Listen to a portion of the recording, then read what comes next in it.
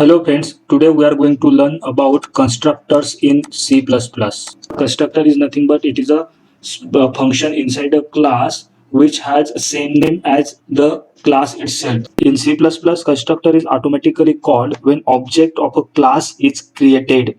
It is a special member function of the class because it does not have any return type. Therefore, here we can say that the first important point regarding constructor is constructor has same name as the class itself. Second one, see whatever constructor we are calling, constructor is nothing but it is a member function of a class. It is inside class only. Second one is constructor doesn't have return type. Constructor doesn't have return type. The third important point regarding constructor is it is automatically called when object is created. When object of a class is created.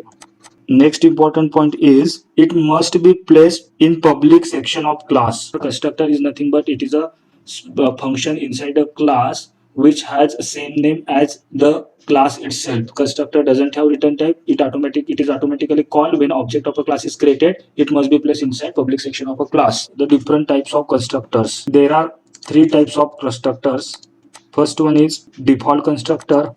Second type of constructor is parameterized constructor, and third type is copy constructor. Here default constructor means constructor without any parameter. Parameterized constructor means constructor with parameters. Parameters are also known as arguments, and copy constructor means constructor having parameter as its own object.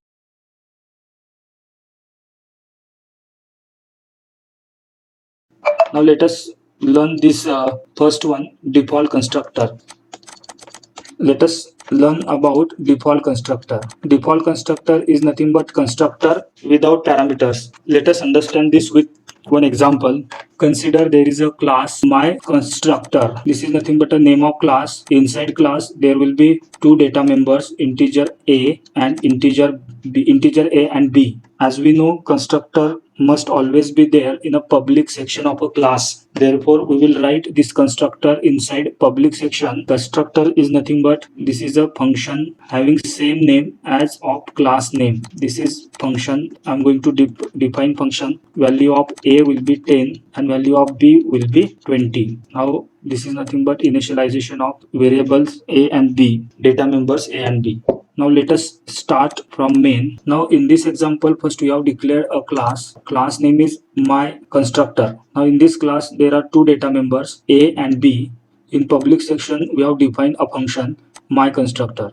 Now here name of class and name of function both are same. Therefore this is nothing but constructor. It is a special function. Why? Because it is included in public section of a class. It doesn't return any type. Now let us understand execution of this program. Execution of this program will start from main, and here inside main object of class has been created. This is nothing but object 1 has been created. Whenever object of class is created, immediately memory is allocated for the data members of the class belonging to that particular object. Now in this case there are two variables. Therefore memory will be created for variable a and variable b. This a and b will belong to obj1. But now whenever object is created here, automatically constructor is called. Where constructor is there, this is nothing but a constructor. What is written inside constructor? Value of a is 10 and value of b is 20. Therefore immediately value 10 and value 20 will be assigned to a and b respective. We didn't call this function. Function has been called automatically when this object is created.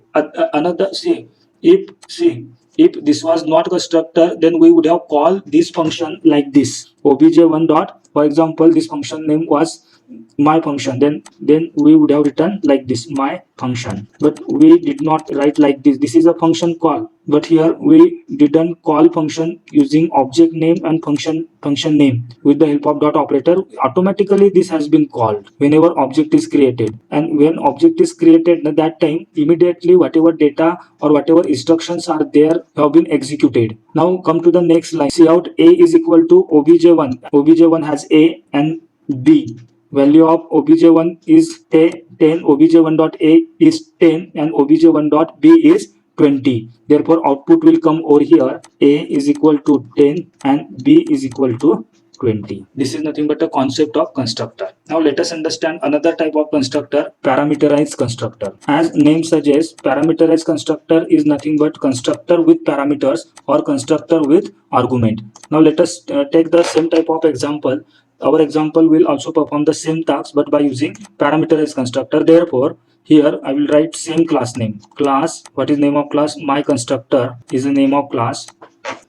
My constructor is the name of class. In this class, there will be a definition of constructor. First, I'm going to declare two variables, integer a, comma b. By default, this a and b will be in private section. Constructor will be defined in public section. My constructor in bracket integer x, comma integer y. Now, value of x will be assigned to a and value of y will be assigned to b. This is nothing but a definition of constructor. Now let us write main function. First one, we will create object of a class. Then name of object is obj, but at the time of creating object, I am passing two values. Here first value is 10 and second value is 20. Then I will write over here the same thing which was written earlier. See out. Now in this example, first class is declared. Inside class there are two data members a and b. Then in public section there is a definition of this particular function. This function name and class name both are same. Therefore this is a constructor.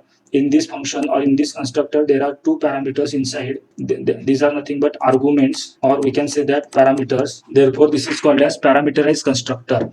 Now when object of class is created, here in this case we are passing at the time of creating object, in bracket we have passed two arguments, first 10 and 20. Therefore the constructor having two parameters which are having of same data type as of this parameters data type will be invoked. Here when object is created, then this constructor will be invoked. Value 10 will be copied into x and value 20 will be copied into y, and from x value is given to a and y's value means 20 will be given to b. Therefore a will have value 10 and b will have value 20. And here see what happened here. If we want to display this in memory, then in memory, because of this object, this is nothing but the object 1. Object 1 has a and b, because these two data members are there, a and b. With the help of object 1, a has got value 10 and b has got value 20. Now this is the output. A is equal to obj1.a. Obj1.a means here 10 and this is b. Therefore output is a is equal to 10 and b is equal to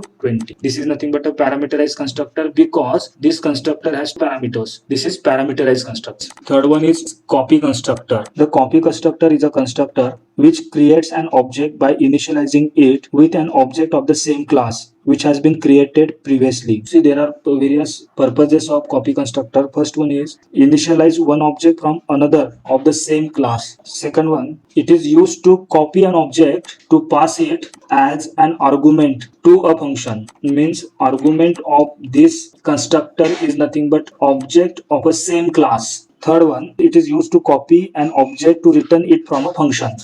Now let us understand this copy constructor with the help of example. Now let us understand this example. In this example, name of class is a and there are two definitions of function a and function a inside class. But if you notice that function a and this both are the class name and function name both are same, means these are the constructor. Means there are two constructor. This is first constructor and this one is second constructor.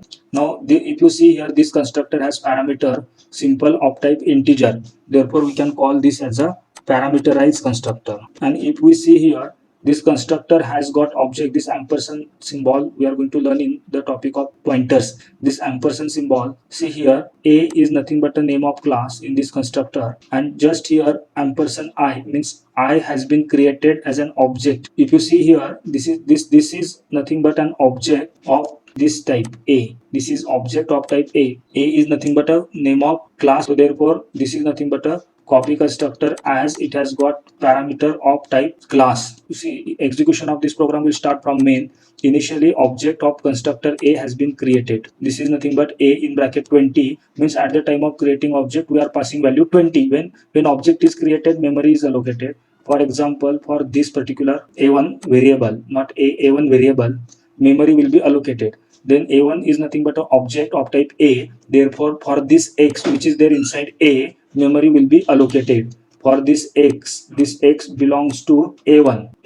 Okay, this memory is reserved for a1. Now when object is created of a class, immediately constructor is called. Means here this constructor must have been called and value 20 must have been passed into a. From a, value given to x, that is nothing but value of this x, now 20. If you see here, this function has been called because of a1 in bracket 20. Therefore this x is related with a1. Now next one is object a2 has been created. If you notice here, this object is nothing but itself a type of class. This object a1 is nothing but it is a type of class. Therefore we are passing here as an object of same class, that is nothing but a copy constructor. So what will happen here, this a1 will get copied into this I. Internally it will happen like this: a ampersand I is equal to a1. This a1 means here, now this is nothing but here actually I will be a copy of a1. a1 is object, I is also object of type a.